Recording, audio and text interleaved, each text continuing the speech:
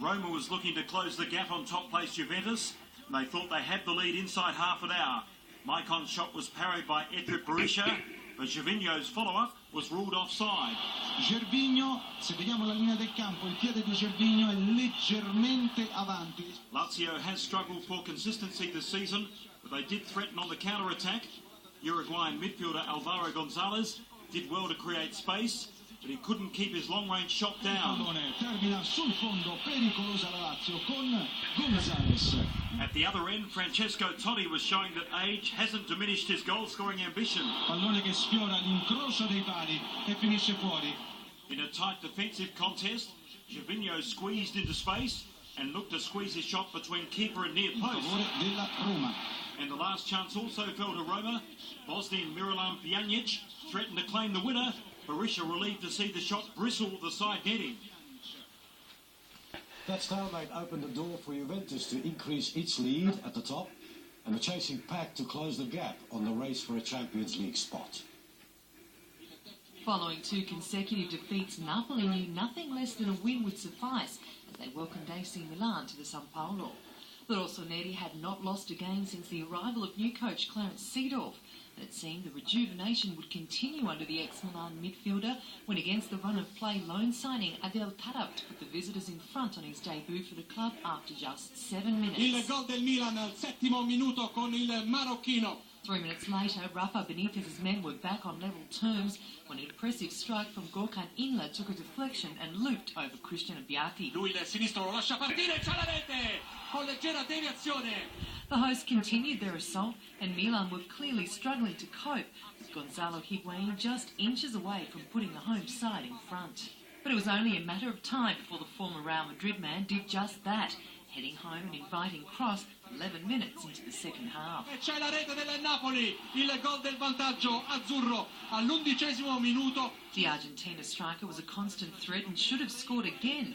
Instead it was Milan who almost equalised when Pepe Reina remarkably missed his kick and Mario Balotelli amazingly squandered the opportunity to equalise. The Milan striker was immediately substituted, with cameras later showing him crying on the bench. His tearful error made all the more difficult. With 8 minutes remaining, Higuain sealed all 3 points for the hosts as he slotted in Napoli's third from close range. Fiorentina were chasing a much-needed win against visitors Atalanta and got off to a great start with a magnificent free kick in the 15th minute from Josip Ilicic curled straight over the defensive wall to give the hosts a 1-0 lead. The visitors pushed forward with Giacomo Bonaventura coming close, not once but twice from close range in the first half. Before Fiorentina's Rafał Wolski made it safe as he finished off a rapid counter-attack late in the game to score his first ever Serie A goal and hand La Viola a 2-0 win in the process. And finally, despite snatching a 2-goal lead in the first half thanks to a Carlos Tevez double, Juventus were forced to share the points against hosts Hellas Verona after clawing their way back to 2-2 in stoppage time. The Bianconeri continued to lead the way by 9 points from second-place Roma, who have a game in hand. Napoli made up some ground with their win in third place, as Fiorentina, who continue to chase for an elusive Champions League spot. To Germany, where Bayern Munich command a healthy lead in the Bundesliga, on the weekend they travelled to Nuremberg, looking to maintain their momentum. Their record stood at 44 matches without defeat, but European champions Bayern Munich didn't have things all their own way over the opening exchanges of the Bavarian derby away to Nuremberg. Japanese international Hiroshi Kiyotake's acrobatic effort just millimetres away. As usual, when you miss those, you get punished.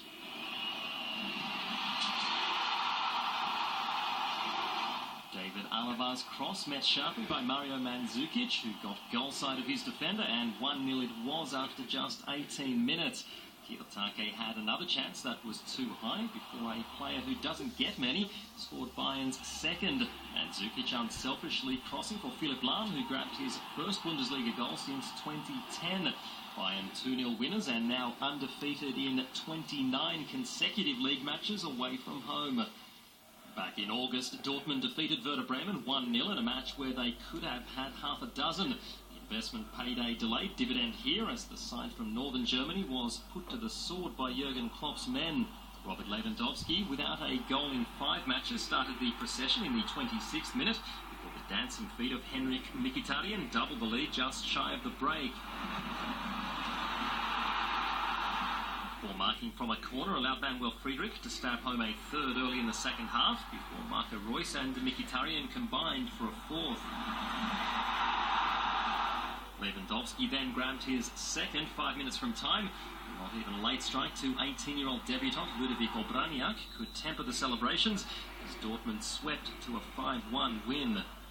Heading into matchday 20, 7 points separated Borussia Mönchengladbach from visitors Leverkusen, with the home side knowing just how important maximum points would be as they looked to bridge that gap.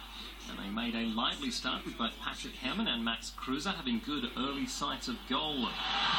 Good shot. Excellent effort.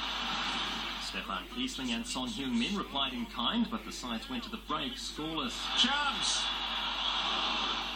17 minutes into the second half, the South Korean international had another chance. This time he didn't waste it. Son! Oh, what a goal! Gladbach pushed forward in desperate search of an equaliser, but despite these efforts from Kruse and Juan Arango, there was to be no further goals as Leverkusen hung on for the vital 1-0 win.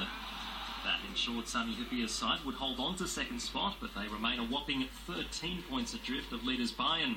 No change elsewhere in the top 6 as Dortmund stay third, Schalke fourth.